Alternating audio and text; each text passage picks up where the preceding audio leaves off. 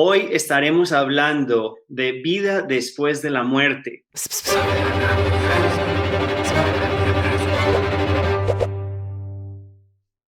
¿Cómo tratan las religiones la muerte, a diferencia del concepto de cómo trata la doctrina espírita la muerte? Para algunas religiones, la muerte significa que la persona está en un letargo y que llegará un momento, algunas religiones cristianas, ¿no? Llegará un momento donde estas personas que están en este letargo de muerte resucitarán y enfrentarán un juicio final. Hay otro tipo de religiones que creen que después de la muerte, van a unirse a un todo universal, y que van a perder su personalidad, más o menos así. Y otras, en cambio, piensan que formarán parte de un todo, que simplemente ese es un segmento que se dispersó en un momento y que después de la muerte regresan a ese foco principal. El espiritismo tiene un abordaje totalmente diferente. Es así que en la pregunta 150 del Libro de los Espíritus dice así: después de la muerte, es una pregunta que realiza Kardec, ¿después de la muerte conserva el alma su individualidad? Y la respuesta de los espíritus es tácita, dice sí, nunca la pierde. ¿Qué sería si no la conserva? Y esto ya nos ayuda a pensar que después de la muerte continuamos siendo nosotros mismos dentro de un proceso evolutivo. Simplemente regresamos a aquel hogar primitivo, en el sentido que nosotros ya vivimos allí antes, el mundo espiritual, y regresamos nuevamente a esa vivencia espiritual para prepararnos para una nueva reencarnación. Así es. Y bueno, hay personas que esperan que con la muerte se apaguen sus problemas o se esfumen. ¿Funciona así? Ese es un error que muchas personas tienen, ¿no? Y es una idea profundamente materialista, el esperar que la muerte solucione los dilemas de nuestra alma.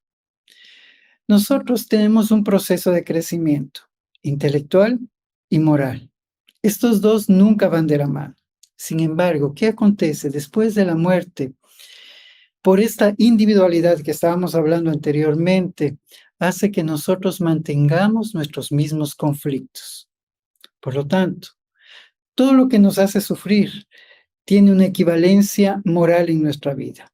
No sufrimos en realidad porque algo se rompió, porque algo ya fue demasiadamente usado. No, sufrimos porque moralmente sentimos que carecemos, sufrimos porque no nos sentimos amados, porque no tenemos la facilidad para amar a los otros, porque nos sentimos humillados, lo que define orgullo y egoísmo dentro de la codificación espírita. La muerte no dispersa el crecimiento y el esclarecimiento que debería tener una persona o el alma. La muerte puede ser prolongación de los mismos dolores con los que vivió. Y bueno, una pregunta que nos hacen los niños de vez en cuando es, cierto, entendiendo que cada caso es un caso, ¿qué define a dónde vamos nosotros? O sea, ¿qué nos define a dónde llegamos después de la muerte? Ese es un proceso vibratorio por textos mediúnicos, ¿no? Por ejemplo, Chico Xavier, André Luis específicamente, nos muestran aquellos espacios en los cuales habitan los espíritus, entendiendo que esos espacios son gerenciados a través de la vibración, el pensamiento y la vivencia de cada individuo. No existe un cielo y el infierno, y aclara la obra tan importante de la Kardec, Cielo e Infierno, que aborda todos estos tópicos, ¿no? Entendemos que no existe un lugar geográfico, existe la vibración de la persona que le va a hacer sufrir y eso le llevará a un espacio espiritual, colocándolo así, que se llamaría umbral. Y si la persona tiene un mayor esclarecimiento, le ayudará también a se reencontrar con otras personas afines a sus ideales, a sus principios y a sus valores que acumuló en su vida. Por lo tanto, a este punto nos lleva, ¿qué sería ese cielo? Sería la felicidad de la persona, la felicidad que supo acoger a lo largo de su vida. ¿Y qué sería el infierno para la persona? Sería todo el sufrimiento que también logró acumular a lo largo de toda su vida. Por lo tanto, no existe lugar geográfico, existe una vibración. Y esta vibración va a hacer que vivamos la felicidad con personas parecidas a nosotros para bien, o vivamos la desdicha con personas parecidas a nosotros para mal. La siguiente pregunta es, ¿hay dolor en el momento de la muerte? En el libro de los espíritus nos habla acerca de la separación del alma con el cuerpo. Es la pregunta 154. Y esta pregunta es tal cual como tú la haces, ¿no? ¿Es dolorosa la separación del alma del cuerpo? Y me permito leerla para que sea textual mi respuesta. No. A menudo el cuerpo sufre más durante la vida que en el momento de la muerte. El alma no interviene en eso para nada. Los padecimientos que a veces se experimentan en el momento de la muerte son un goce para el espíritu que ve llegar al término de su exilio. Entonces, no tenemos aquel dolor, ¿sí? Y la muerte es un proceso natural. Por lo tanto, al momento que ya se da el fenómeno de desencarnar, el alma se desprende automáticamente, evitando así ese lapso de dolor que nos podemos imaginar, ¿no? Porque todos nosotros pensamos en el dolor y tenemos algún temor frente a eso. Y bueno, ya entendiendo que es la muerte sino una continuación, morimos todos los días, renacemos cada minuto, toda la naturaleza se transforma y se renueva. ¿Cómo son las relaciones más allá de la tumba? Las relaciones más allá de la tumba, se podría decir que en algunas ocasiones son mejores porque ya no existe aquel vínculo material que muchas veces genera separación. Los sentimientos son mucho más evidenciados. Por lo tanto, allí tenemos la oportunidad de reencontrarnos con todas aquellas personas que formaron parte de nuestra existencia como espíritu, porque vida es un proceso biológico. Nosotros en realidad existimos y por breves periodos vivimos biológicamente. Entonces, cuando nosotros regresamos al mundo espiritual, tenemos la oportunidad de reencontrarnos con todas aquellas personas con las cuales compartimos nuestra existencia. Y por esa razón, eh, la enseñanza más importante del espiritismo, la caridad, que se convierte en indulgencia, en amor y en perdón, porque en el mundo espiritual todos vamos a estar juntos. Y de aquella elevación va a facilitarse que nuestro ascenso, que nuestro perfeccionamiento, entre comillas, ¿no? No existe un perfeccionamiento como tal total, que nuestro ascenso al esclarecimiento o a ese estado numínico, como lo diría Jung, se realice con mayor facilidad con el apoyo de otras personas o de otros espíritus. Se dice en la doctrina espírita que venimos aquí al mundo material a evolucionar. ¿Mm? Entonces, mi pregunta es, ¿qué deberíamos hacer allá entre vida y vida material? ¿Qué nos dice la doctrina espírita o qué nos dicen los espíritus acerca de ese tiempo que estamos entre vidas? ¿Qué se debería hacer y qué hacemos en realidad? En ese proceso de erraticidad, como menciona el espiritismo, que es ese espacio entre una vida, ¿no?, material y la existencia espiritual, sucede que tenemos oportunidad de esclarecernos, de educarnos, de continuar con algunas labores que van a ser importantes para nuestro crecimiento. Todo eso lo vamos a ver después revertido en nuestras tendencias también. Cuando nosotros vamos a renacer también con todo aquello que nosotros aprendimos. De la misma manera que nosotros nos llevamos de esta vida material todo aquello que también aprendimos y modificamos en nuestra vida. Entonces, no es un espacio vacío, no es un espacio donde nosotros no vamos a realizar nada o vamos a estar dormidos o catatónicos, sino que en el mundo espiritual vamos a tener labores. El libro de los espíritus dice que una de las actividades que se realizan los espíritus es colaborar con el universo.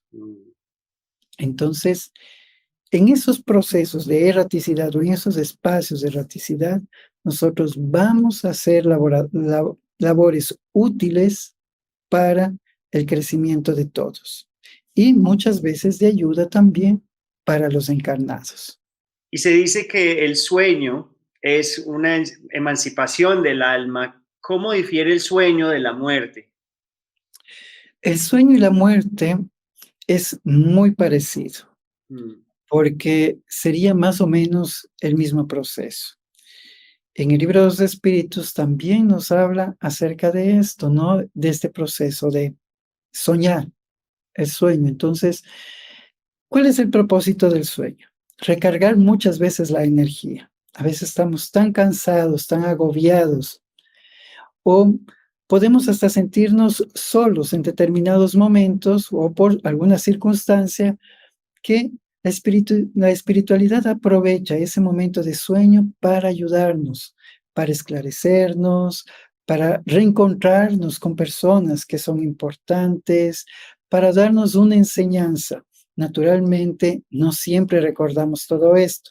Sin embargo, esto se queda grabado en nuestro inconsciente y nos ayuda a tomar decisiones en el momento adecuado. Entonces, el sueño nos sirve para recargar energía, el sueño nos sirve para reencontrarnos con personas queridas, el sueño nos sirve para aprender nuevas cosas, mismo que nosotros muchas veces no tengamos la posibilidad de recordar, ¿sí? Más regresamos con aquella intuición mm.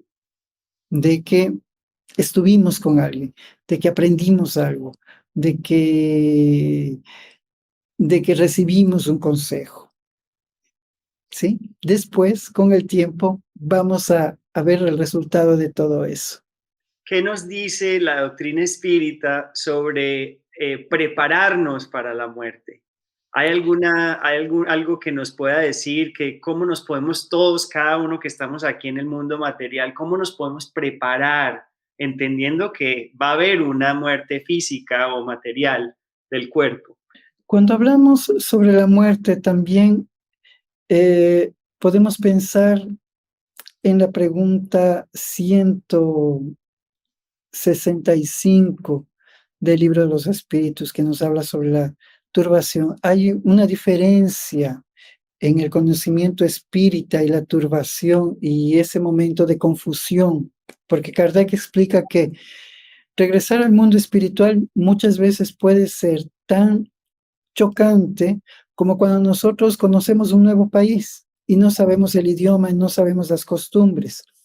Cuando nosotros nos educamos, comenzamos a ser cada vez más conscientes de que nosotros no solamente somos un cuerpo físico, que somos un espíritu. Cuando nosotros estudiamos la doctrina espírita, comenzamos a comprender que las experiencias que yo tengo en esta vida son experiencias educativas y que estas experiencias educativas yo las vivo acompañado también en relación con otros espíritus que yo no veo, espíritus desencarnados y espíritus encarnados, pero lo vivimos con espíritus que nos amparan, que nos protegen. Cuando tenemos la posibilidad de educar nuestra alma, dejamos de tenerle temor a la muerte para comprender que es una transición indispensable para nuestro camino hacia la evolución. Cada vez que morimos y renacemos, tenemos la posibilidad de ir conociendo a esa inteligencia suprema, causa primera de todas las cosas, y sobre todo de unirnos con el amor. Si Dios es inteligencia, entonces Dios habita en el amor. Y cuando nosotros vamos perfeccionándonos, esa particularidad o esa tendencia ya innata comienza a observarse en nosotros. Por eso, hombres y mujeres que ya no tienen miedo a la muerte. Pensemos en los primeros cristianos que se enfrentaban cabalmente a la muerte, ¿no? Ellos ya no tenían miedo a eso. ¿Por qué? Porque ya tenían toda su convicción, ya estaban conscientes de que no existía muerte. Y esto les hacía tener una vivencia completamente natural y sin temor.